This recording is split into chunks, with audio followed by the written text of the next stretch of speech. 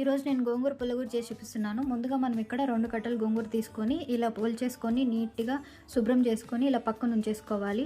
ఇంకా కావాలి అంటే ఇంకొక కట్టైనా తీసుకోవచ్చు. ఇక్కడ నేను 2 కట్టలు తీసుకున్నాను. ఇప్పుడు మనం ఒక దబరలోకి ఒక 2 ఆనియన్స్ కట్ చేసుకొని వేసుకోవాలి. ఒక 10 పచ్చిమిర్చి, ఒక 3 టొమాటోస్, ఇంకా గోంగూర అంతా బాగా శుభ్రంగా కడిగి పెట్టుకొని వేసేసుకోవాలి. ఇందులోకి ఒక 2 స్పూన్ల ఉప్పు, 1.5 స్పూన్ పసుపు వేసేసుకొని 1 స్పూన్ ఆయిల్ వేసుకోవాలి. ఇలా ఆయిల్ వేసేసుకొని ఒక హాఫ్ గ్లాస్ వాటర్ వేసుకోండి చాలు. అంతకు మించి ఎక్కువ వేసుకుంటే మరీ నీళ్ళగా అయిపోతుంది. ఇప్పుడు స్టవ్ వెలిగించి మనం ఇలా దబర పెట్టేసుకొని ఇలా మూత పెట్టి కొద్దిసేపు ఉడికిచ్చేసుకోవాలి. ఇక్కడ చూడండి, ఇలా ఉడుకుతూ ఉండగా మధ్య మధ్యలో మనం ఇలా కలుపుకుంటూ ఇలా ఉండాలి. ఇలా నీళ్ళు ఊరుతాయి. ఇంకా ఒక 10 నిమిషాలు ఇలా ఉడకబెట్టేసుకొని మెత్తగా చేసేసుకోవాలి. ఇలా మెత్తగా అయిన దాన్ని వేడి మీద ఉండగానే మనం ఇక్కడ స్టవ్ ఆఫ్ చేసి దించేసుకొని ఇలా పప్పు గిత్తితో రుద్దేసుకొని పక్కన ఉంచుకోవాలి.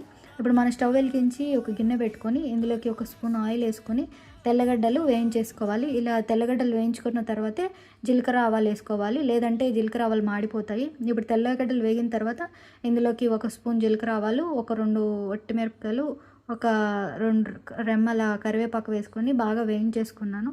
ఇలా బాగా వేయించేసుకొని ఇప్పుడు ఇందులోకి ముందుగా మనం రుద్ది పెట్టుకున్న పుల్లగూర మొత్తం వేసేసుకోవాలి. అంతే, ఎంతో ఈజీగా రెడీ అయిపోయే గోంగూర పుల్లగూర రెడీ. Thanks for watching.